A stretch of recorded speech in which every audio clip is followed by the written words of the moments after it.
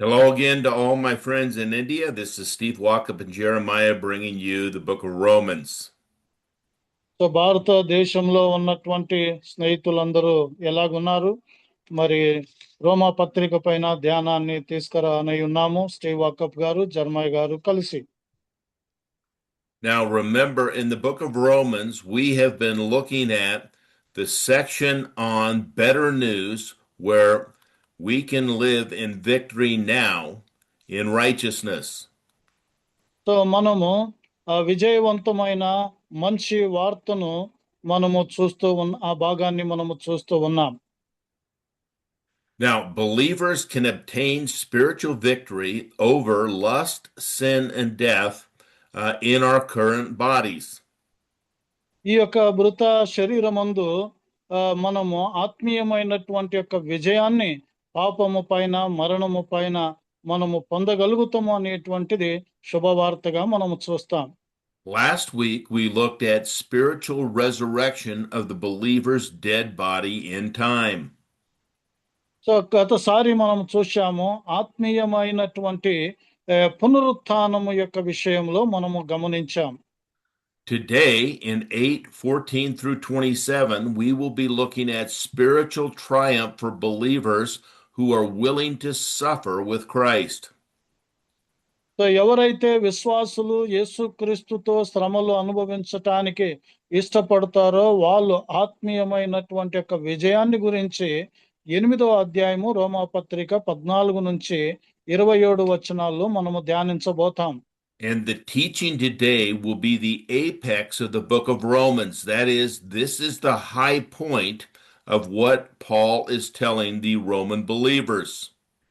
రోమా విశ్వాసులకు పౌలు చెప్తూ ఉన్నటువంటి అతి ఉన్నతమైనటువంటి యొక్క అంశము ఈ భాగమై ఉంటూ ఉన్నది. First of all, believers are children of God whom God has adopted for heirship in his coming kingdom. So విశ్వాసులు మొట్టమొదటిగా దేవుని పిల్లలై ఉంటూ ఉన్నారు. రానయ్యున్నటువంటి యొక్క రాజ్యములో యేసుక్రీస్తుతో పాటు మరి వారసత్వము కలిగినటువంటి వారుగా ఉంటున్నారు. But there's a second heirship, those who are willing to suffer with Christ in this current world right now will receive co-heirship because Christ suffered on this earth with him in the coming kingdom. రెండో విషయం ఏమిటనగా ఎవరైతే యేసుక్రీస్తుతో పాటు శ్రమ అనుభవించటానికి ఇష్టపడతారో వాళ్ళు క్రీస్తుతో పాటు పాలకులై ఉండబోతారు. Believers who walk according to the Spirit now endure suffering now on this earth. So విశ్వాసులు ఎవరైతే ఆత్మానుసారంగా నడుచుకొని ప్రభుతో పాటు శ్రమ అనుభవిస్తారో వారు ఈ యొక్క బాధ్యత కలిగి ఉంటారు. And we do so knowing the hope of co-rulership with Christ in the future for those who co-suffer now. ఎవరైతే ప్రభుతో పాటు పాలకులై ఉండబోతారో వాళ్ళు ఈ శరీరమందు ఇప్పుడు శ్రమల పాలు కాబోతారు. Okay, so let's review the key concepts of 8:1 through 13. So మనము 8వ అధ్యాయము 1 నుంచి 13వ వచనం వరకు మనము చదువుకుందాం. The two prerequisites to freedom from a dead body are being in Christ positionally, that is, to be justified by believing in Jesus. యేసుక్రీస్తునందు నీతివంతులుగా తీర్చబడినటువంటి యొక్క విషయాన్ని మనము గమనించదగినటువంటి యొక్క విషయం. And the second prerequisite is to walk according to the Holy Spirit. That is, have a mindset on the Spirit and not on the flesh. పరిశుద్ధాత్మ యొక్క మనస్తత్వము కలిగి ఉంటాము, శరీరానుసారమైనటువంటి మనసు కాదు. Only those who are in Christ, that is, believers, have the Holy Spirit inside them. So ఎవరైతే ప్రభువులో ఉంటారో వారిలో మాత్రమే పరిశుద్ధాత్మ నివాసము చేయబోతాది. Since those who are in the flesh, unbelievers, don't have the Holy Spirit inside of them at the time of belief, they can't walk according to the Spirit because they don't have the Spirit. So అవిశ్వాసులైనటువంటి వారు వారిలో పరిశుద్ధాత్మ ఉండదు. ఎందుకంటే వాళ్ళు ప్రభునందు విశ్వసించలేదు కాబట్టి. Those in Christ must decide whether to walk according to the flesh, that is, be dead according to what Paul says, or walk according to the Spirit, which is to be alive. So ముఖ్యంగా శరీరానుసారంగా ఎవరైతే జీవించకుండా, అంటే శరీరానుసారంగా వృత్తి చెంది ఆత్మానుసారంగా జీవించేటి వారు ఆత్మను అనుసరిస్తారు. Your flesh, the culture, and God want to guide you on the path to walk. All these want to guide you. You have to decide who you're going to have guide you. So ఇక్కడ శరీరము కావచ్చు, సంప్రదాయం కావచ్చు, ఆత్మ కావచ్చు, ఇవన్నీ కూడా మనల్ని మార్గదర్శనము చేయగలుగుతాయి. అయితే మనము ఏ మార్గదర్శనములో మనము వెళ్తున్నాము అన్నటువంటిది చాలా ప్రాముఖ్యమైనటువంటి ఒక సంగతి. అది మనము తీర్మానము చేసుకోగలిగినటువంటిది.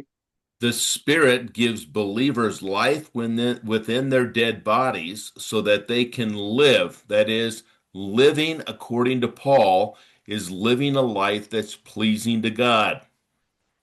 సో ఇక్కడ ప్రభు ఎవరైతే ఆత్మానుసారంగా నడుస్తారో వాళ్ళు మరి విశ్వాసులై విజయవంతమైనటువంటి ఒక జీవితము జీవిస్తారనేటువంటిది పౌలు సెలవిస్తూ ఉన్నటువంటి ఒక విషయం.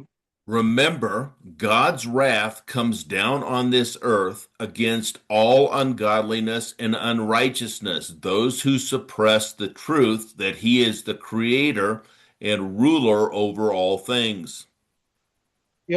ప్రభు ముఖ్యంగా సృష్టికర్త ఉన్నాడు, సమస్తాన్ని పాలన చేయగలిగినటువంటి ఆయన సత్యాన్ని ఎవరైతే అనగదొక్కుతారో వారి విరుద్ధము పైన విశ్వాసులైన అవిశ్వాసులైన దేవుని యొక్క ఉగ్రత రానయ్యున్నటువంటి ఒక విషయం.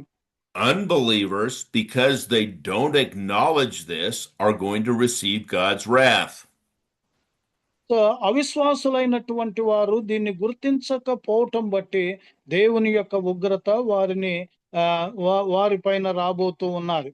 Believers who walk according to the flesh, that is, walk in the ways of the world, are still suppressing God's truth, even though they're children of God and will receive God's wrath.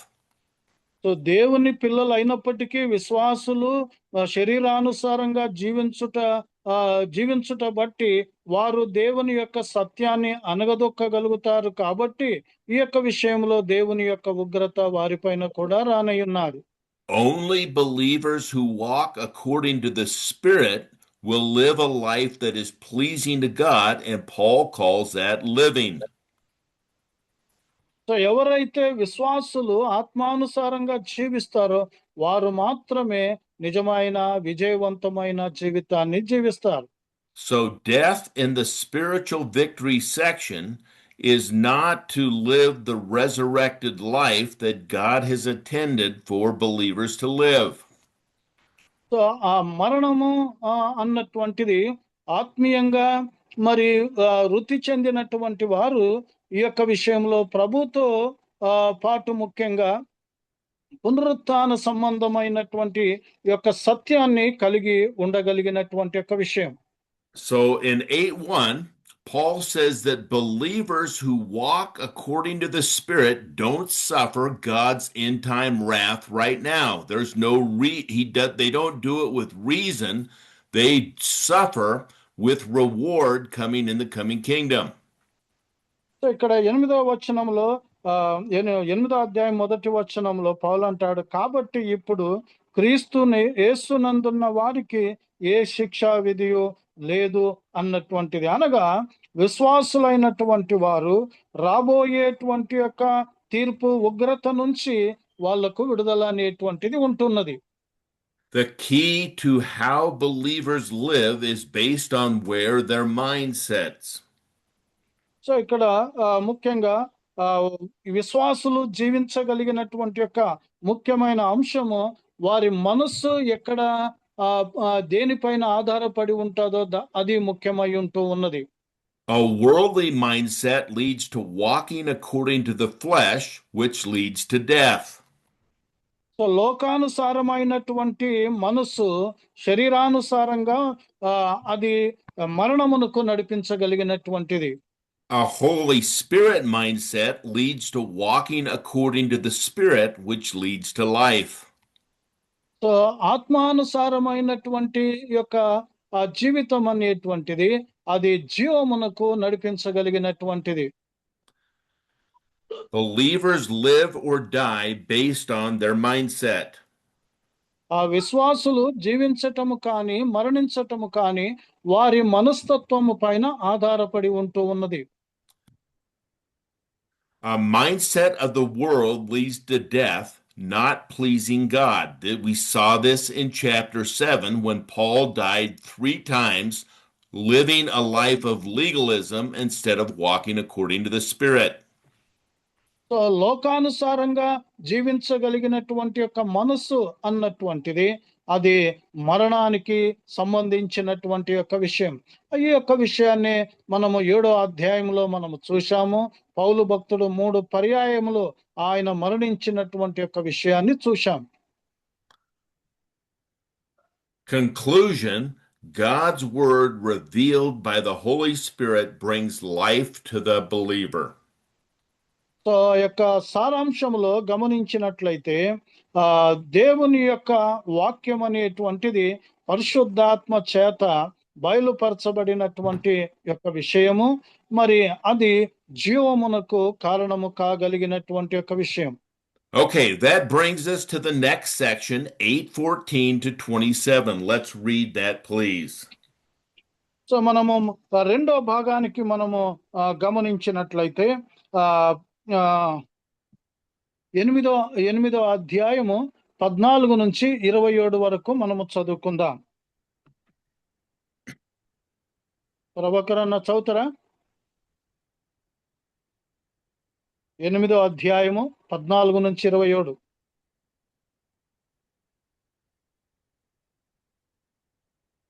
దేవుని ఆత్మచేత ఎందరూ నడిపింపబడతారో వారందరూ దేవుని కుమారులయుందురు.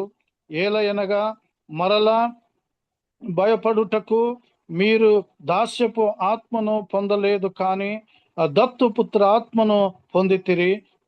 ఆ ఆత్మ కలిగిన వారమై మనము అబ్బా తండ్రి అని మొరపెట్టుచున్నాము.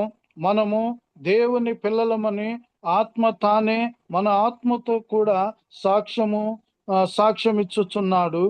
మనము పిల్లలమైతే వారసులము, అనగా దేవుని వారసులము, క్రీస్తుతో కూడా మహిమ పొందుటకు ఆయనతో శ్రమపడిన ఎడల క్రీస్తుతోటి వారసులము.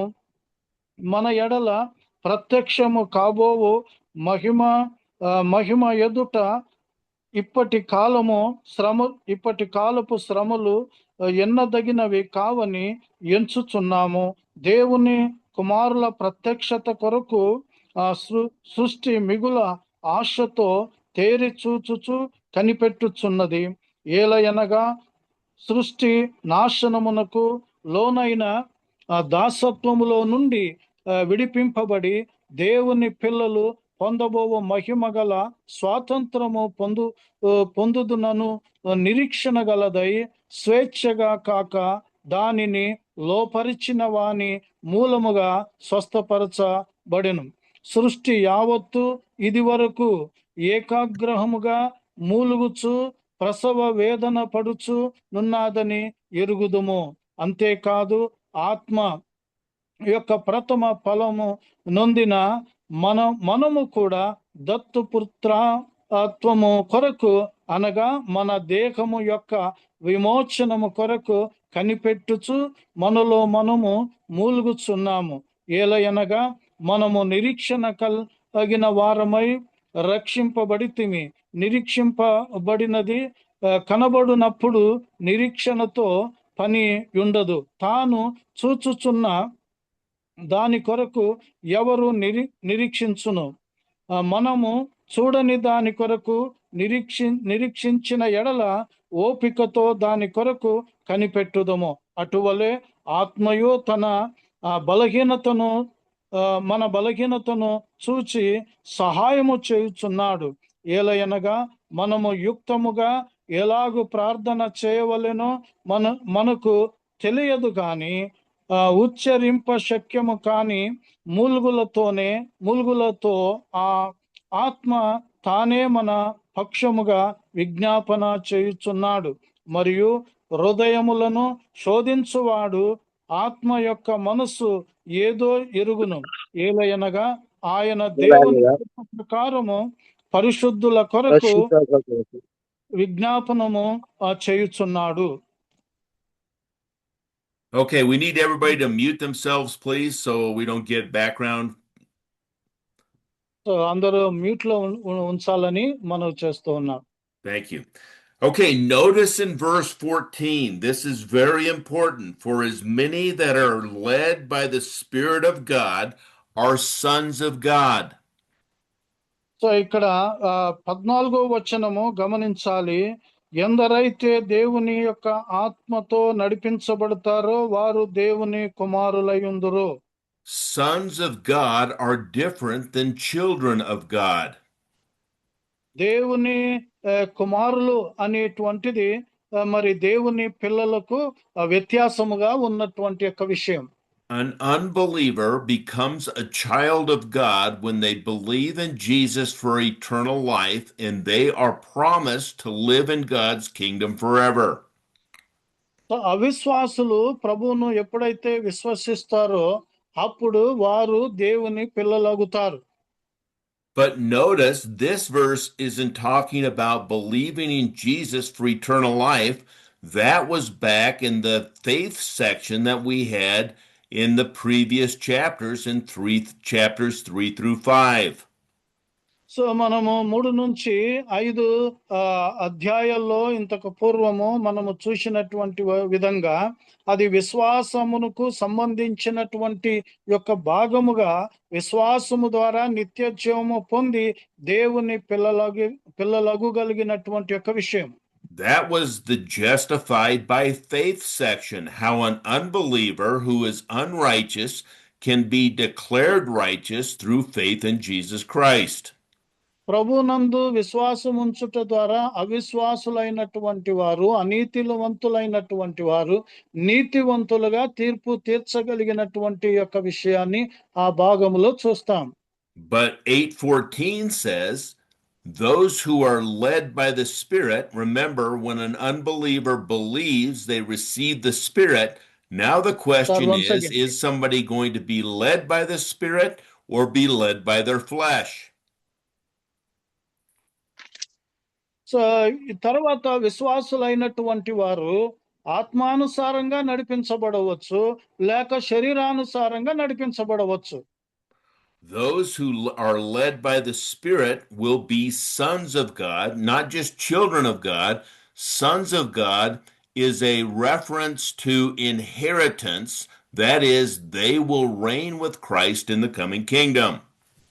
దేవుని కుమారులు అంటే ఆయనతో పాటు బాధ్యస్థులుగా మరి రాజ్య పాలన చేయగలిగినటువంటి పాలకులుగా ఉండబోతారు. అనగా దేవుని పిల్లలకు దేవుని కుమారులకు వ్యత్యాసము ఈ విధంగా ఉంటూ ఉన్నది.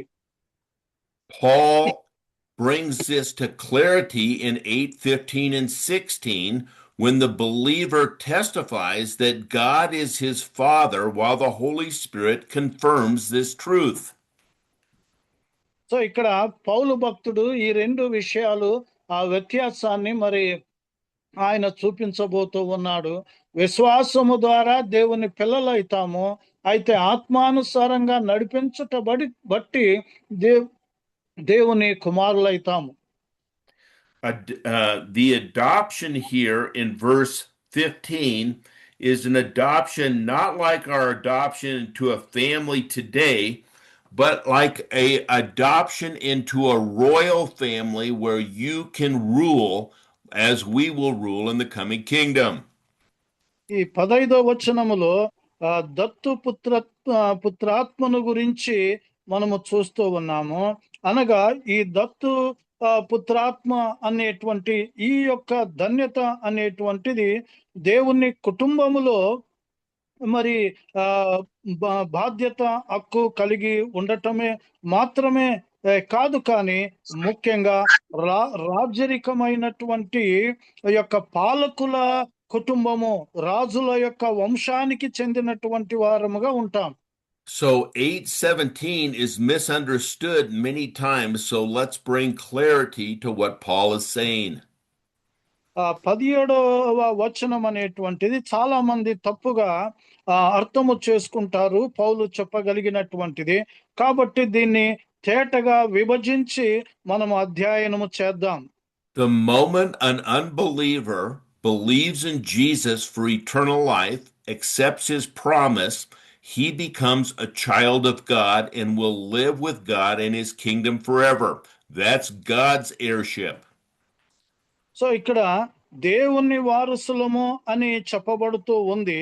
దేవుని వారసులం అంటే అవిశ్వాసులైనటువంటి వారు నిత్య జీవము కొరకు విశ్వాసముంచుట బట్టి యేసుక్రీస్తునందు ఆ వారసత్వం అనేటువంటిది పొందగలుగుతారు. But there's a second heirship that is available to believers who are willing to walk in the Spirit and suffer during this lifetime.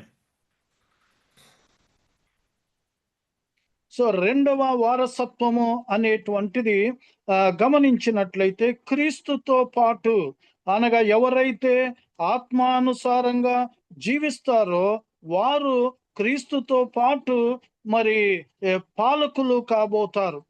That heirship is to have a position of rulership in the kingdom with Jesus. యేసు క్రీస్తుతో పాటు రానయ్యున్నటువంటి రాజ్యములో, క్రీస్తు రాజ్యములో పాలకులుగా, రాజులుగా పాలన చేయగలిగినటువంటిది. Now, I want you to comprehend what Paul says in 8:18. So ఇక్కడ పౌలు చెప్పగలిగినటువంటిది 8:18లో ఈ యొక్క సంగతి మనము తేటగా మనం గమనించుకుందాం. In fact, reread that verse, Jeremiah 8:18. So 8:18 మనము చదువుకుందాం. మన ఎడల ప్రత్యక్షపు కాబోవు మహిమ ఎదుట ఇప్పటి కాలపు శ్రమలు ఎన్నదగినవి కావని ఎంచుచున్నాను. Paul is saying here that there is no amount of current suffering that a believer walking according to the Spirit can endure that compares to the future glory we will receive when we love him and live by that suffering now. So ఈ భవిష్యత్తు యొక్క మహిమను మనము పోల్చుకున్నప్పుడు ఈ లోకములో ఆత్మానుసారంగా జీవిస్తూ శ్రమలు అనుభవించినప్పుడు ఆ యొక్క శ్రమలు మరి ఎన్నిక లేనటువంటివి, అనగా ఆ మహిమ గొప్పది, శ్రమలు తక్కువ అన్నటువంటి యొక్క విషయం. Now, in 8:28, God enhances the believer's ability to endure in that suffering now for the future glory. That is, God wants you and I to succeed and be able to be rewarded in the coming kingdom. So he is helping us right now. So ఇక్కడ 8:28 మనము చదువుకుందాం. చదవన్నా. దేవుని ప్రేమించు వారికి, అనగా ఆయన సంకల్పం చొప్పున పిలువబడిన వారికి. చదువుతున్న సార్ ఇక్కడే మరి వినిపించట్లేదు మీకు. దేవుని ప్రేమించు వారికి, అనగా ఆయన సంకల్పం చొప్పున పిలువబడిన వారికి మేలు కలుగుటకై సమస్తమును సమకూడి జరుగుతున్నవని ఎరుగుదము. ఎందుకనగా తన కుమారుడు అనేక సహోదరులతో చేస్తాము. Okay. So let's review what we have read here. We see that first of all, spiritual triumph for believers who are willing to suffer. understanding 8:14 and clearing up misunderstandings. So ఇక్కడ యేసు ప్రభుతో పాటు శ్రమల పాలు అనేటువంటిది మనము అనుభవించగలిగినటువంటి యొక్క విషయాన్ని 18వ వచనము తర్వాత 28వ వచనములో ఉన్నటువంటి తప్పు అభిప్రాయాన్ని మనము స్పష్టపరుస్తూ ఉన్నాం. Walking by the flesh is not proof that people are unbelievers, because believers may walk according to the flesh or may not. శరీరానుసారంగా జీవించటం అనేటువంటిది ముఖ్యంగా అవిశ్వాసులు జీవిస్తారు. విశ్వాసులు శరీరానుసారంగా జీవించవచ్చు, జీవించకపోవచ్చు. We see this child on the right that is refusing to do what his parents say. That is, he doesn't want to eat his vegetables, and he's whining about it. He's still their child, but he's a disobedient child. ఇక్కడ మనము కుడిపక్కలో గమనించినట్లయితే బాలుని యొక్క చిత్రము మనం అక్కడ చూస్తూ ఉన్నాము. ఇక్కడ తండ్రికి అంటే తల్లిదండ్రులకు అవిధేయత చూపగలిగినటువంటి విననొల్లన్నటువంటి యొక్క విషయము, ఇంకొక కుమారుడు వినగలిగినటువంటి యొక్క విషయంగా చూస్తాం. Walking by God's Spirit does not refer to some mystical inner direction, but in walking by the Spirit, God has inspired through His Word. So దేవుని యొక్క ఆత్మానుసారంగా నడవడము అన్నటువంటిది, జీవించటము అన్నటువంటిది దేవుని యొక్క ఆత్మ చేత వాక్యములో బయలుపరచబడినటువంటి సత్యమై ఉంటూ ఉన్నది. We are reading God's Word right now that was inspired by the Holy Spirit and written by Paul, that is explaining to us how we can live a life pleasing to God by walking according to the Spirit. మనము చదువుతున్నటువంటి ఈ యొక్క వాక్య భాగం అనేటువంటిది పరిశుద్ధాత్మ యొక్క ప్రేరేపణతో పౌలు ద్వారా రచించబడినటువంటి యొక్క విషయాన్ని మనము చూస్తాము. ఈ యొక్క ఆత్మానుసారంగా మనము జీవించటం అన్నటువంటిది విజయానికి గుర్తుగా చూస్తాం. As we read God's Word, we understand walking by the Spirit is not just following some rules in the flesh. Many people think if I just obey the 10 Commandments and live in the flesh, I'm pleasing God. That is not true. We have to have God's Word transform us, so we want to joyfully serve Him every day, not begrudgingly do it.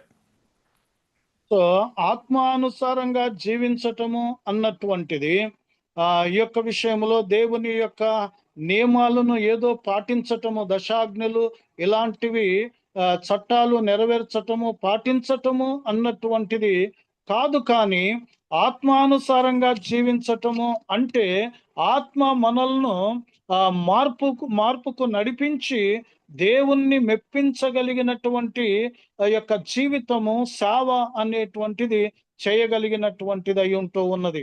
And as God works to transform our lives through the Word, we walk more by the Spirit, living a life as a living sacrifice for God and not living dead. So ముఖ్యంగా ఆ దేవుని యొక్క వాక్యం అనేటువంటిది మనల్ని రూపాంతరముకు నడిపించిన తర్వాత మనము శరీరానుసారంగా జీవించకుండా ఆత్మానుసారంగా జీవిస్తూ విజయ జీవితము జీవిస్తూ ప్రభువుని మెప్పించగలిగినటువంటి వారముగా మనము కొనసాగుతాం. So how is it that we can walk in suffering right now and still have joy doing it? So మనము ఏ విధంగా ప్రభువులో మనము జీవిస్తూ మరి ఆత్మానుసారంగా మనము నడుస్తూ ఆ యొక్క ఇంకా శ్రమల పాలై మనము ఆనందము పొందుతూ ఉన్నామా అన్నటువంటిది. Paul says this current suffering is nothing compared to the future glory that we will receive by being willing to suffer. మనము ఆ శ్రమలు పొందటానికి ఇష్టపడినప్పుడు ఆ భవిష్యత్తు యొక్క మహిమను మనము పోల్చుకుంటే ఈ శ్రమలు మరి ఎందుకు పనికిరావు అన్నటువంటిది పౌలు అంటూ ఉన్నాడు. This is exactly what Jesus taught in the Beatitudes in Matthew chapter 5. So యేసు ప్రభు కూడా ఆ మత్తాయి రాసినటువంటి సువార్త 5వ అధ్యాయములో ధన్యత యొక్క విషయాన్ని గురించి కూడా ఆయన ఈ సత్యాన్నే మాట్లాడి ఉంటూ ఉన్నాడు. Let's turn to chapter 5 of Matthew and read verses 3 through 10, please. మత్తాయి రాసినటువంటి సువార్త 5వ అధ్యాయము 3 నుంచి 10 వచనాలు మనము చదువుకుందాం. మత్తాయి రాసిన సువార్త 5వ అధ్యాయము 3 నుంచి 10 వచనాలు. ఆత్మ విషయమై దీనులైన వారు ధన్యులు, పరలోక రాజ్యం వారిది. దుఃఖపడు వారు ధన్యులు, వారు ఓదార్చబడుదురు. సాత్వికులు ధన్యులు, వారు భూలోకమును స్వతంత్రించుకొందురు. నీతి కొరకు ఆకలి దప్పులు గలవారు ధన్యులు, వారు తృప్తిపరచబడుదురు. కనికరం గలవారు ధన్యులు, వారు కనికరము పొందుదురు. హృదయ శుద్ధి గలవారు ధన్యులు, వారు దేవుని చూచెదారు. సమాధానపరచువారు ధన్యులు, వారు దేవుని కుమారులు అనబడుదురు. నీతి నిమిత్తము హింసింపబడు వారు ధన్యులు, పరలోక రాజ్యం వారిది. నా నిమిత్తము అన్యజనులు మిమ్మల్ని నిందించి హింసించి మీ మీద అబద్ధముగా చెడ్డ మాటలు పలుకున్నప్పుడు మీరు ధన్యులు. సంతోషించి ఆనందించుడి, పరలోకమందు మీ ఫలములు అధికమగును. ఇలాగున వారు మీకు పూర్వమందుండిన ప్రవక్తలను హింసించిరి. మీరు లోకమునకు ఉప్పై ఉన్నారు. ఉప్పు నిస్సారమైతే అది దేని వల్ల సారము పొందును? అది బయట పారవేయబడి మనుషుల చేత. Okay, so what we see here is Jesus is saying the same thing Paul is. Okay. Those willing to suffer on this earth, that is, walk according to the Spirit, are going to be blessed in the coming kingdom. So ఇక్కడ ప్రభు చెప్తూ ఉన్నదేమంటే, మరి ఎవరైతే శ్రమ పడటానికి ఇష్టపడతారో అనగా ఆత్మానుసారంగా ఎవరు జీవిస్తారో వారు రానయున్నటువంటి రాజ్యములో ధన్యులు అన్నటువంటి సంగతి. Okay, the term son in the first century was described as an adult son who qualified to receive his inheritance. This isn't just a child. This is someone who can inherit what the father has. So ఇక్కడ ఆ కుమారుడు అన్నటువంటి యొక్క విషయాన్ని ముఖ్యంగా మొదటి శతాబ్దంలో దాన్ని ఏ విధంగా వివరించారు అంటే ఒక పరిపక్వానికి చెందినటువంటి కుమారుడు తన తండ్రి స్వాస్థ్యాన్ని పొందటానికి యోగ్యత కలిగినటువంటి వాడు అన్నటువంటి అర్థము ఉంటూ ఉన్నది. Believers are no longer slaves without an inheritance, but they have, as a child, they have an inheritance of God's heirship of the coming kingdom. అయితే విశ్వాసులు ముఖ్యంగా దేవుని పిల్లలుగా రానయున్నటువంటి ఆయన రాజ్యములో వారసత్వము కలిగి ఉంటారు. They can call God their father and they will live eternally with him in his coming kingdom. రానయున్నటువంటి యొక్క రాజ్యములో నిత్య జీవములో వాళ్ళు జీవించగలుగుతారు. దేవుణ్ణి తండ్రి అబ్బా అని కూడా వారు పిలవగలుగుతారు. Now, many people say in verse 15 that we call God Abba, that is like daddy. It's an intimate relationship, but Abba just means father. So ఇక్కడ 15వ వచనములో గమనించినట్లయితే హబ్బా అని మరి పిలవగలిగినటువంటిది, అంటే దాని యొక్క అర్థము తండ్రి అన్నటువంటిది. ఈ చాలా సన్నిహితమైనటువంటి సంబంధాన్ని చూపించగలుగుతూ ఉంది. These terms describe father in two different languages, Arabic and Hebrew.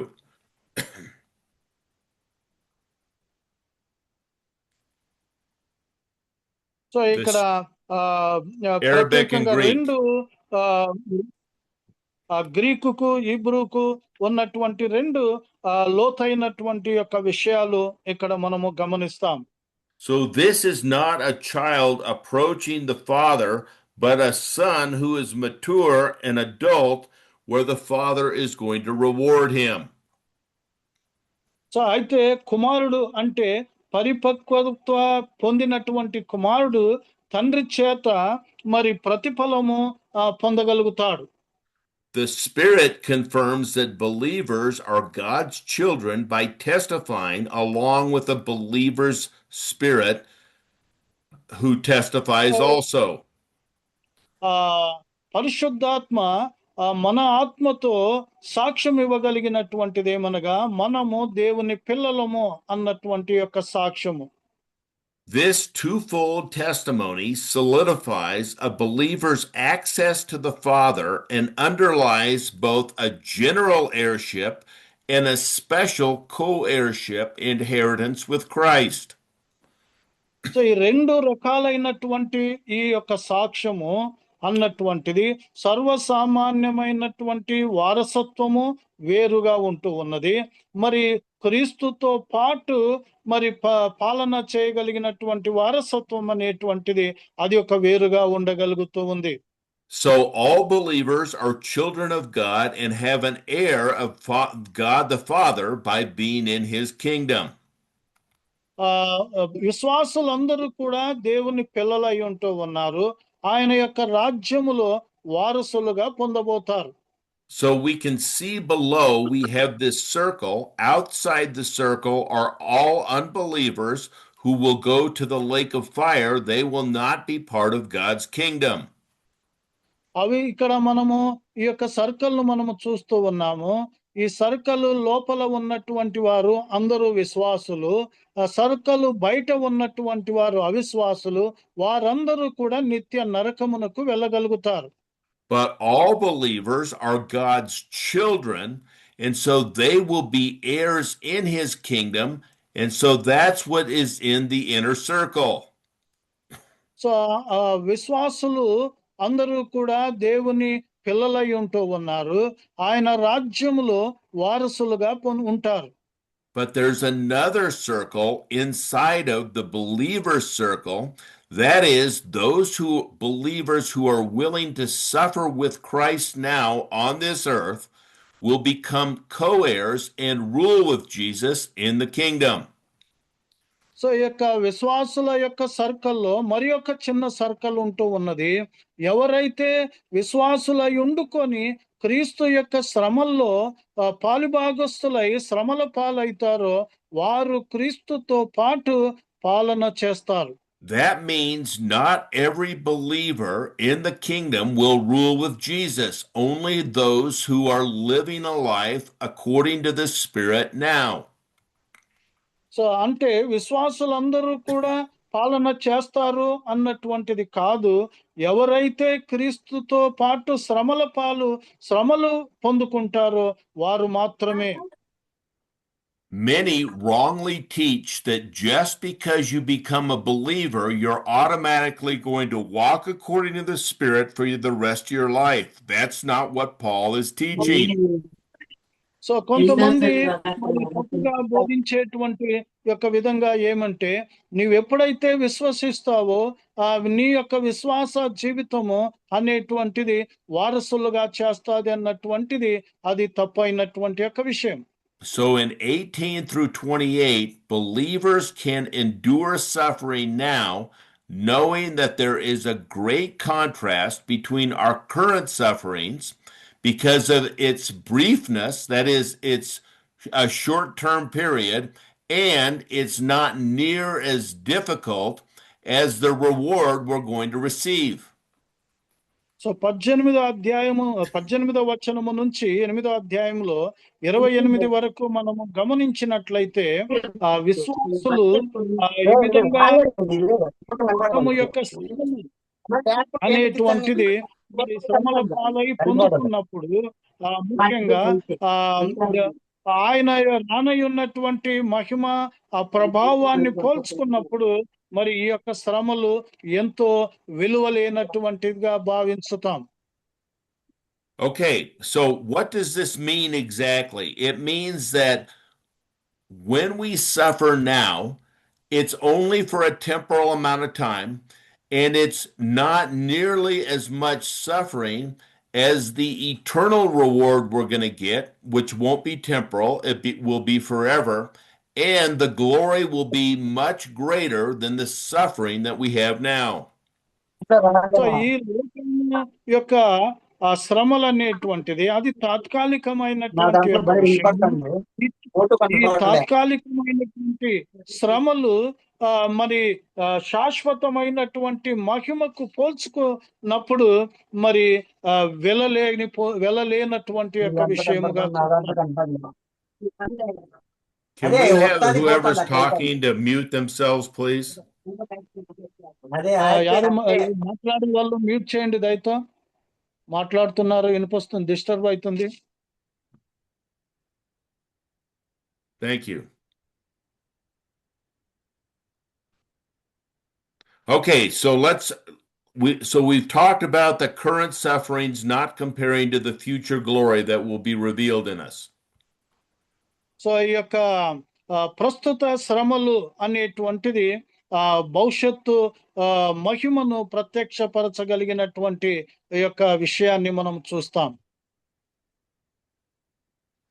Creation eagerly awaits the revealing of the sons of God. So Paul is saying all of creation that is under a curse right now is waiting for the sons of God to be revealed. That is, not just the children of God in the kingdom, but those who are going to rule with Christ in the coming kingdom. All creation is waiting to see this. So ముఖ్యంగా దేవుని పిల్లలు అన్నటువంటిది కాదు, కానీ అంతకంటే దేవునితో పాటు పాలన చేయగలిగినటువంటి, క్రీస్తుతో పాటు వారసులుగా పాలన చేయగలిగినటువంటి ఆ సత్యమును సృష్టి యావత్తు ఎదురు చూస్తూ ఉన్నటువంటి యొక్క విషయాన్ని మనము గమనిస్తాం. Remember in Genesis chapter 3, 16 through 19, because Adam and Eve ate from the tree of knowledge, the world was cursed. The universe is cursed and waiting for that curse to be taken away. ఆదికాండము 3వ అధ్యాయము 16 నుంచి మనము గమనించినట్లయితే 19 వరకు ఆదాము అవ్వల యొక్క పాపము నిమిత్తమై ఈ యొక్క సృష్టి శపింపబడినటువంటి యొక్క విషయాన్ని మనము చూస్తాం. God did not do this because he turned his back on people. He did it so that the people would repent and return to him. So దేవుడు ఈ యొక్క విషయాలను పశ్చాత్తాపపడి ఆయన తట్టు తిరుగుటకు కారణమయ్యేటువంటి విధంగా చేశాడు. He also created a redeeming plan along with the curse. So శాపముతో పాటు విమోచన యొక్క ప్రణాళిక కూడా దేవుడు బహిరంగపరిచాడు. Let's read Genesis chapter 3 verses 15 through 19, please. So ఇక్కడ ఆదికాండము 3వ అధ్యాయము 16 మరియు నీకును స్త్రీ సంతానముకును ఆమె సంతానముకును వైరము కలగజేసేదను. అది నిన్ను తల మీద కొట్టును, నీవు దానిని మడమ మీద కొట్టుదు అని చెప్పాను. ఆయన స్త్రీతో నీ ప్రయాసమును నీ గర్భవేదనను నేను మికిలి హెచ్చించదను, వేదనతో పిల్లలను కందువు, నీ భర్తడల నీకు వాంఛ కలుగును, అతడు నిన్ను ఏలునని చెప్పాను. ఆయన ఆదాముతో నీ భార్య నీ మాట విని తినవద్దని నేను నీకు ఆజ్ఞాపించిన వృక్షఫలం తింటివి గనుక నీ నిమిత్తము నేల శపింపబడి ఉన్నది. ప్రయాసముతోనే నీవు బ్రతుకు దినములన్నీ దాని పంట తిందువు. అది ముళ్ళ తుప్పలను గచ్చపొదలను నీకు మొలిపించును. పొలములోని పంట తిందువు. నీవు నేలకు తిరిగి చేరు వరకు నీ ముఖపు చెమట కార్చి ఆహారం తిందువు. ఏలయనగా నేల నుండి నీవు తీయబడితివి, నీవు మన్నే గనుక తిరిగి మన్నైపోదు అని చెప్పాను. ఆదాము తన భార్యకు హవ్వ అని పేరు పెట్టెను. ఏలయనగా ఆమె జీవము గల ప్రతి వానికి నీ తల్లి. దేవుడైన యెహోవా ఆదామునకును అతని భార్యకును చర్మపు చొక్కాలను చేయించి వారికి తొలగించాను. Okay, thank you. Creation and all children of God will be freed from the slavery and corruption into glory. So ఇక్కడ సృష్టి అన్నటువంటి యొక్క విషయము శాపమునకు గురి అయినటువంటి ఈ యొక్క సమస్తమును మహిమకు మార్చగలిగినటువంటి యొక్క విషయాన్ని మనము చూస్తాం. Creation and believers, that is both sons and children, await God's redemption. So ఈ యొక్క సృష్టి యావత్తు అనగా పిల్లలు కుమారులు అనేటువంటిది విమోచనను విడుదలను ఎదురు చూస్తూ ఉన్నటువంటి యొక్క విషయం. So in verses 24 through 27, Paul says that believers currently walking according to the Spirit, who are sons of God, can endure suffering. So రోమపత్రిక 8వ అధ్యాయము 24 నుంచి 27 వచనాల్లో గమనించినట్లయితే దేవుని కుమారులు అనగా ఆయన ఆత్మానుసారంగా ఎవరు నడుచుకుంటారో వారు శ్రమల పాలు క్రీస్తుతో పాటు శ్రమలు పొందినటువంటి వారు దేవుని కుమారులు అన్నటువంటి యొక్క విషయం. Because they have been delivered from walking according to the flesh, which is being dead now, a dead sacrifice, to walking according to the Spirit, which is a life that's pleasing to God. So వారు ముఖ్యంగా శరీరానుసారంగా వృద్ధి చెందినటువంటి వారు ఆత్మానుసారంగా నడవగలిగినటువంటిది అనగా జీవమై ఉన్నటువంటి యొక్క విషయం. Notice that the believer is not doing this alone, that the Holy Spirit is interceding for believers who do not know what or how to pray. He is praying for us. So విశ్వాసులైనటువంటి వారు ఎలా ప్రార్థించాలో తెలియనటువంటి సందిగ్ధంలో మరి ఉన్నటువంటి పరిస్థితుల్లో పరిశుద్ధాత్మ సహాయపడటం అనేటువంటిది మనము చూస్తూ ఉన్నాము.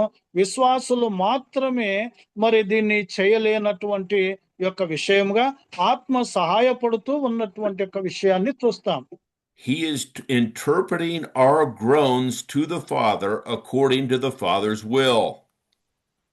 సో ఇక్కడ మన యొక్క మూల్గులను తండ్రి చిత్తానుసారంగా పరిశుద్ధాత్మ విన్నపము చేయగలిగినటువంటి యొక్క విషయాన్ని చూస్తాం. Now, many people read verse 28 of chapter 8 and said God is working with all believers right now to make all things work for his good. So చాలా మంది 28వ అధ్యాయము 28వ వచనంలో మరి అందరూ దేవుని యొక్క చిత్తానుసారంగా మేలు కొరకే జరుగును అన్నటువంటి యొక్క విషయాన్ని అందరూ చెప్పగలుగుతారు. But that is not what he is saying here.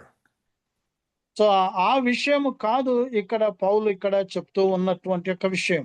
What Paul is saying is God is going to bring the millennial kingdom, that is when Jesus will rule for 1,000 years and then into eternity for the special of the benefit of those who love him.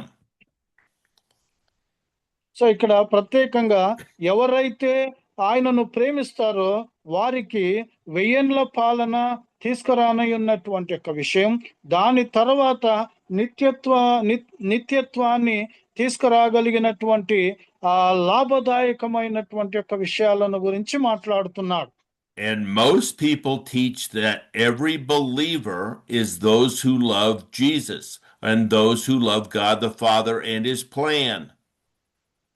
So ఇక్కడ ప్రభువును ప్రేమించగలిగినటువంటి వారు తండ్రి ప్రణాళికలను ప్రేమించగలిగినటువంటి వారికి ఈ భాగ్యం అనేటువంటి యొక్క విషయం.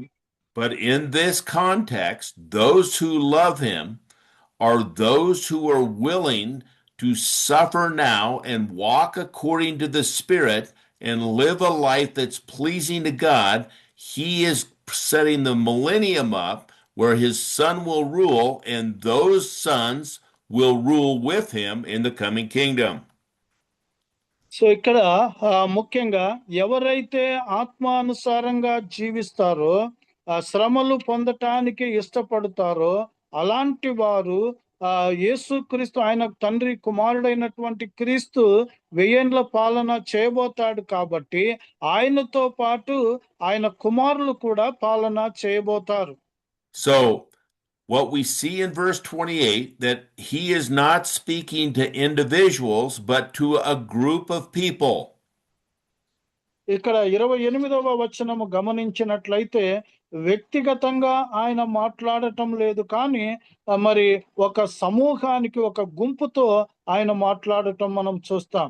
And the group of people are those who love God. So ఈ యొక్క గుంపు ఎవరంటే దేవుణ్ణి ప్రేమించగలిగినటువంటి గుంపు.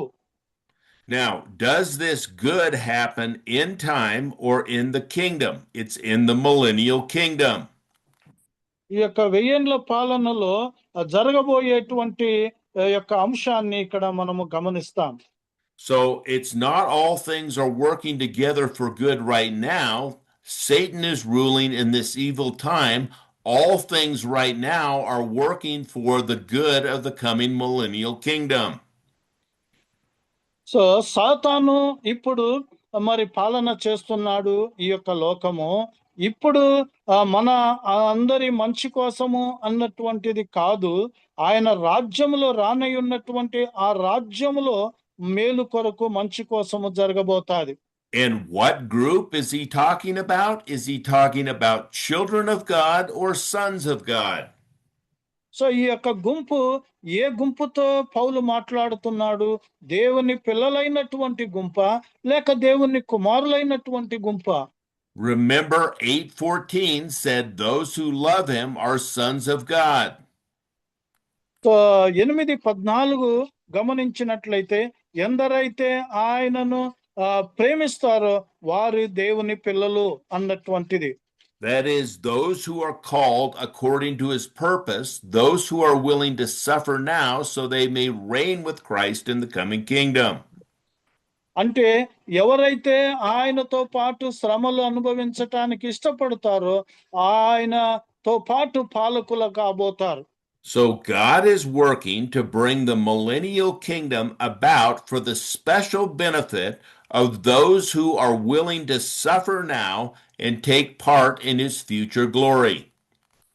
అంటే ఎవరైతే ఆ శ్రమలు ఈ లోకములో ఈ శరీరములో శ్రమలు పొందటానికి ఇష్టపడతారో వాళ్లకు ఆ ప్రత్యేకమైనటువంటి ఆశీర్వాదము భాగ్యం అనేటువంటిది ఆయన తీసుకురానై ఉంటున్నాడు.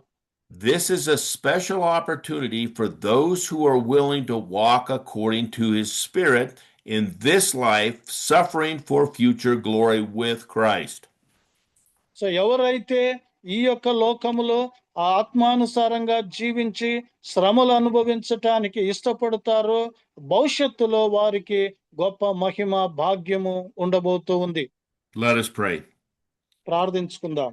Father God, what a great opportunity that you give each believer who is willing to walk according to your spirit instead of the flesh. So శరీరానుసారంగా కాకుండా ఆత్మానుసారంగా జీవించటానికి గొప్ప సత్యము గొప్ప వెలుగు సహాయము ప్రభువా మీ ఏర్పాట్లకు బట్టి మీకు వందనాలు. We pray that we would be part of this coming glory that you have in the millennial kingdom, where we would have the privilege to reign with your Son, Jesus Christ. యేసు క్రీస్తులో రానయ్యున్నటువంటి 1000 ఏండ్ల పాలనలో శ్రమల పాలై నీ మహిమను పొందుకొని నీతో పాటు పాలన చేయగలిగినటువంటి కృప మాకు దయచేయమని ప్రార్థిస్తాం. Help us as believers not to be conformed by this world, but be transformed by the renewing of our mind through your word. నీ వాక్యము చేత మా మనసు మారి రూపాంతరము పొంది లోకానుసారంగా జీవించకుండా ఆత్మానుసారంగా జీవించుటకు సహాయపడమని ప్రార్థిస్తాం. So that we might be a living sacrifice to you. మేము సజీవ యాగముగా నీకు ఉండునట్లు సహాయము చేయండి. We pray this in Jesus' name. Amen. మేము యేసుక్రీస్తు నామములో ప్రార్థిస్తున్నాము తండ్రి. ఆమేన్. Thank you. God bless you, and we will see you next time. Okay, thank you sir. Thank you, Pastor.